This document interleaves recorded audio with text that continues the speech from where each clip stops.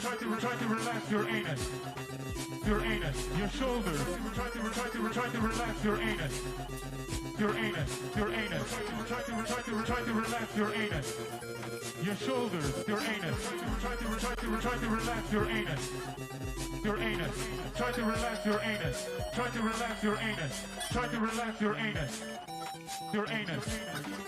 Try to relax your anus. Your anus. Your shoulders. Try to relax your anus. Your anus. Your anus. Try to relax your anus. Your shoulders. Your anus. Try to relax your anus. Your anus. Try to relax your anus. Your anus. Your anus. Your anus, your shoulders, your anus, your shoulders, your anus, your shoulders, your anus, your shoulders. Try to your anus. Try to relax your anus. Your anus, your shoulders. Try to relax your anus. Hey, Dad. What's the ocean like?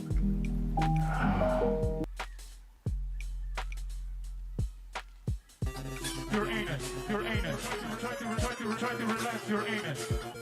Your shoulders. I just peed in my basement. Peed in my basement. Your anus. Try to relax your anus. Try to relax your anus. Try to relax your anus. Your anus. That's a sexy way to start a stream, huh?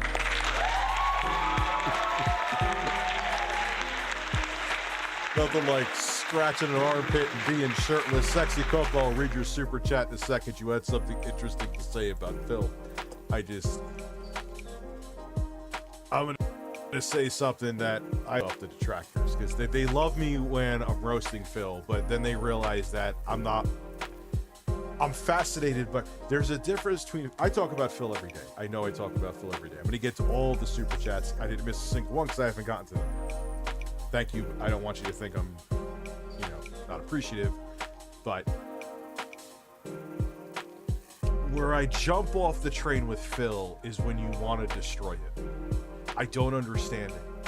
I'll never understand how you can, there's plenty of, I hate the quartering.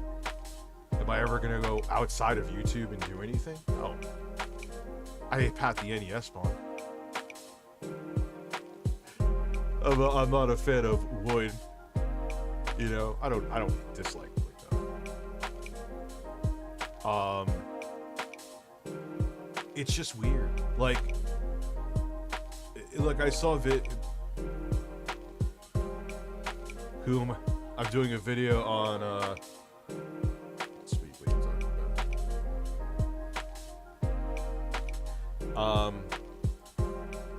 about? Beat 'em ups. But the thing is, man, some of these motherfuckers, not all of them, but some of them, you would think that Phil, fucked your girl, if you have one, peed in your fucking cornflakes, shit on the roof of your car. What's wrong with you? It's not that serious. It's not. Does Phil do dumbass shit? Yes. Do I think that Phil has a gambling problem? I don't think anybody, especially after the Side Scrollers podcast, it's almost guaranteed he has some...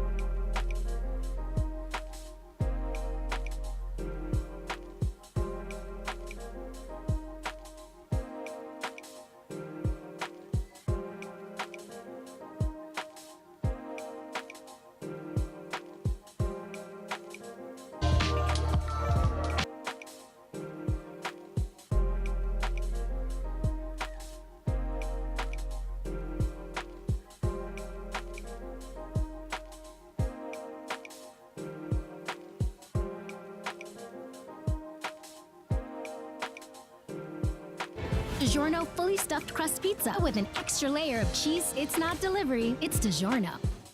I'm Ron Finley, also known as the Gangster Gardener. This garden was developed out of necessity for healthy food. The connectivity with social media, with the internet, has helped spread my word.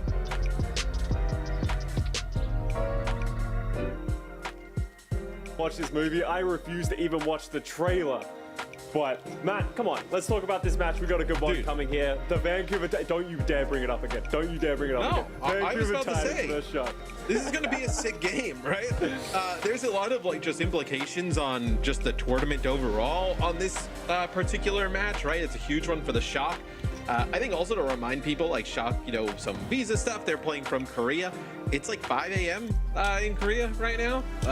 It's pretty early for gamers. Not exactly gamer time. I mean, some people, that's like the end of the night in terms of gaming, right? So we'll see kind of what they got here in store for us today, but excited to see the Shock versus the Titans. We talked a little bit about obviously the Shock thus far. Vancouver, Scott, I really like, look, yeah, they got a cool hype video now, right? And then they got a cool new roster, and I think they look pretty good. That's the cap for you, Matt, of like what makes a good roster. How good is your hype video? So Vancouver Titans at the top of the list. Important thing to bring up though, Matt, for this series is if Vancouver Titans gets this one over the Shock, they're in a very good spot to make it outside of these groups. There could be some shenanigans by Trick Room to catch up, but for the most part, it should be winning in for Titans. While San Francisco Shock fighting to keep their dream alive, they have Junbin in the lineup with the Winston. We've seen him so far throughout this tournament, hasn't looked great.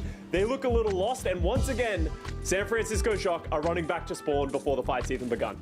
Yeah, some change-ups here for the Shock. See what they decide to do. They're going to go with the Doomfist setup as, oh man, Doom, you can do some funny things with the tech. The point just unlocks now as Junbin goes in, tries to make a play for it, but he takes so much damage on the front side of things, Scott, and he just has to back up. What's your thoughts on this comp for the Shock here, going up against kind of like the standard from what we've seen from the Titans? Yeah, Junbin in general has been trying to move away from this Winston. Likes to play this Doomfist. We didn't see much value coming from it yesterday in their match. He was okay and he was living, but he wasn't just offering much for his team. The Vancouver Titans are anchored on this point, but they've decided now is go time. They're walking out, trying to take the fight, but they've walked into the pincer of the San Francisco Shock. Popper is just bringing everyone down once again, and that should be a flip from the Shock. Yeah, and it's kind of interesting because the Titans' composition, right? They want to be like aggressive, you know, around this Ramatra and like push on in and almost use it as like a brawl. But with having control of the point and with what the Shock are playing, they almost didn't need to, right? No, they had the May at the time. Sugar Free now goes over to Tracer, but they get to just play on the point, you know, wait for Junbin or Proper to come in, like wall them off, separate them from the rest of the team, then finish them off. As see Proper here with a pulse bomb. Junbin goes in. Nice play here. He's going to take out a Spire as well as Shock. They are starting to get rolling. You know, you win this fight, you just end up using your nano boost here. It's pretty good for San Francisco. Yeah, and the problem with just sort of being anchored and just sort of trying to play around the point is that you leave a lot of freedom for Proper to just move around you, and that was the issue that Timeless had yesterday. And this is actually an important thing to note about Shock's adaptation in this tournament so far. Earlier in their matches, Heesang was that Tracer player and Proper was the one flexing to the Sojin or other things. But right now, they're relying on Proper to do this. The sleep misses, the nade misses. Oh, a little bit of trouble from Finn. He got his one, Matt. That's all you can ask for. Yep. And the trades are coming through for the rest of the San Francisco Shock. But Aspire has been there. Just has to say, I got mine, right? We have the Annihilation popped here by Punk as it looks like Titans, they actually move back out onto the point. It looks like that Sugar Free is able to flip it back, in favor of Vancouver. So 75% for the Shock, really good percentage. They end up holding on to their sound barrier here on through this. So if they want, they can get aggressive and fight this yet again, right? They know that there's going to be no sound barrier on the other side right now. Really just dealing with this Aspire, Deadeye, and then Sugar Free with a Pulse Bomb is, well, look at this. They actually take Aspire. That's a little bit unfortunate there for Vancouver, and it looks like Sugar Free ends up using his Pulse Bomb. Didn't see it connect with anything in the feed, so pretty smart there from the Shock. I guess they must have realized that Aspire was coming off spawn, didn't see him by the point, can kind of gather some information there. And then it's just a three-player dive, right? Then Dime, Junbin, and Proper go into Aspire on the spawn, and there's nothing he can do. But yeah, great heads-up play by the Shock, but they only need one more team fight, and now the sound barrier is up for Vindime. Punk has moved over to the Winston. It's going to be difficult for the Titans to get back onto this point with a great nade from Finn and a follow-up by Proper with the Pulse Bomb. That might be all she wrote here on the first round on Lee Cal. Proper is just unreal. It's it's crazy that I know I see Punk trying to make a play there on the point and he gets slumped. It's like he's become so good so consistently that it's almost kind of become like almost like bored, like oh yeah, well, you know, here's another sick proper game, right? So you just get one every day. It's just wild, as that'll be the shock taking point 1. Anything you want to see the Titans switch up here, or you think you just keep running with this same Ramantra based setup? I actually like the Ramantra based setup. I think they made a couple of mistakes just going a little bit too early, as you said earlier, Matt, just walking into the pressure of the shock, especially going into this control center point. It's known for the brawl compositions.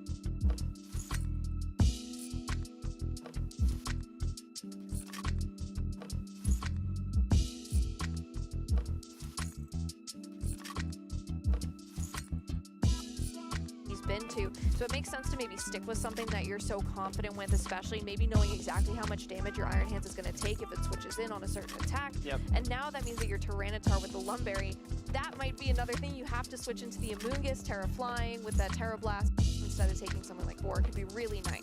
Yeah, the Dondozo on Ashton also does have Substitute, which will help it dodge some spores. And the only attack on the Amoonguss is the Pollen Puff. So once the Dondozo possibly Terastallizes into a Steel type, or even once it gets the boost from the Commander ability on Tatsugiri, Pollen Puff will very likely not be able to break that Substitute. So Ashton does have some ways around Spore, but I think damaging the Amoonguss might be a little bit more of an issue. But here is our first to turn one of the day. Ashton leading the Roaring Moon, Golden Go, and Kazuki leading the Arcanine and Iron Hands. I think this is a really favorable lead for Kazuki, like especially looking at Kazuki's team. These are easily the two best Pokemon set up to take attacks from this Golden Go. They both resist the Make It Rain. The Golden Go on Ashton's end is holding the Choice Specs, so there's no having to worry about like a nasty plot. You don't have to worry about taking huge damage from Make It Rain with these two Pokemon. The Iron and the Roaring Moon rather also immediately gets intimidated and is threatened by a possible close combat or a Will-O-Wisp. Yeah, I mean, that Choice Specs Golden Go, though, they typically hold a good amount of bulk in them, yes. So it may not get knocked out by a Flare Blitz. I know that sometimes that doesn't always, it depends on how the Pokemon are trained. Oh, but the Arcanine is Choice Band. Looks like Golden Go doesn't really want to stay in for that. No. Switches in Dondozo instead to possibly take what could be a super effective attack. Breaking Swipe, though, a great way to mitigate some damage on the opposite side of the field, lowering that attack. It took an Intimidate, so I wanted to send that right back. Flare Blitz, though, from this Arcanine down into the Dondozo. Still does nice chunk of that Choice Band putting in some work here, and that is going to lead for a great setup with the Wild Charge double up into the Dondozo. It's not enough to get the knockout, though. You're not going to love taking some damage next turn with an Extreme Speed. If you have, or no, it's Choice Band, but yeah, anyway. Right.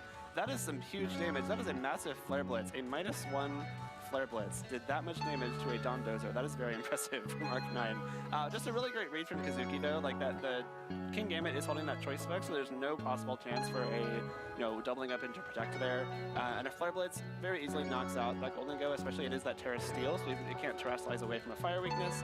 And so that's some guaranteed damage in that slot with two huge attacks of Flare Blitz and a Wild Charge. So Dondozo coming in, I believe if the Tatsugiri comes in, it should be able to outspeed both these Pokemon and get a rest up if it really needs to. So not super dire yet for that Dondozo, because it was able to barely hang on. But the Breaking Swipe putting in a lot of work there, because now Ashton does still have the use of this Dondozo. Yeah, Roaring Moon switching out here, going to bring in the Tatsugiri, that droopy form. This is Ashton's way to handle getting so much damage on turn one. If you can make your Pokemon move faster, you know you're not going to take an Extreme Speed because of the Choice Band on that Arcanine. So you can get a rest off early. You will burn your Chesto Berry right out of the gate, but you probably have to just to handle all of that damage. Still, all of these boosts with Commander, Tatsugiri jumping into Dondozo Knockout has +2 boost to all of its stats. Arcanine's going to switch out, though, probably sees that it wants to preserve some of its damage for later, plus that Intimidate sends in the Amoonguss. If you lose that Chesto Berry early, you could possibly get spored later on. Yeah. A really smart switch from Kazuki there, just because the Arcanine, you know, surely if this play that Ashton makes happens, there's no way you're able to knock out the Dondozo this turn. You want to preserve that Intimidate for later on, and possibly save that Extreme Speed for some cleanup KOs later on. Yeah, terastallizing into the grass type for that Iron Hands. Dondozo goes for the Earthquake, does not go for the rest, so a really nice call here. Not going to take nearly as much damage as it would have in Drain Punch into the Dondozo. You've just wiped out a huge offensive piece. Incredibly smart play from Kazuki there. I love the Terra Grass. Like, we can see it wouldn't have knocked out anyway, because it did do... Actually, no, it probably would have knocked out, because it would have done about quadruple the damage that one did. And so I like that play from Ashton, too. Like, you're taking advantage of, you know, Kazuki possibly making a more defensive play, or trying to catch something like a rest. So like if you switch in Tetsugiri and rest, you can get more damage off with Flare Blitz Wild Charge or something like that. But Earthquake very likely would have knocked out both of those Pokemon with the Tetsugiri boost from Commander. And like you said, the Arcanine could not have Extreme Speeded because it is locked into that Flare Blitz. But I really, really like that play from Kazuki because it covers the exact play Ashton made, and now I think Kazuki's in a very committed position. Yeah, the Tatsugiri, it's the Choice Scarf variant, right? It does not have Sleep Talk on it. So it's not, you know, if you can get it to rest, you would be in a really nice spot. It is holding Chilling Water, Muddy Water, Ice You, and Draco Meteor. Those are the 4 moves on there. Golden Go is going to terastallize into that Steel typing just to boost the power of these Make It Rains. Again, it's Choice Specs, so it's not got a time to set up a nasty plot. It's just got to go for big damage. Muddy Water, though, avoids the Iron Hands, will hit into that Amoonguss, probably needs that accuracy drop, which it gets this turn as well. Trying to maybe not take a Spore, but Make It Rain into both of these Pokemon. Does get enough to knock out the Amoonguss. Actually, Iron Hands able to hang on here. Takes that first special attack.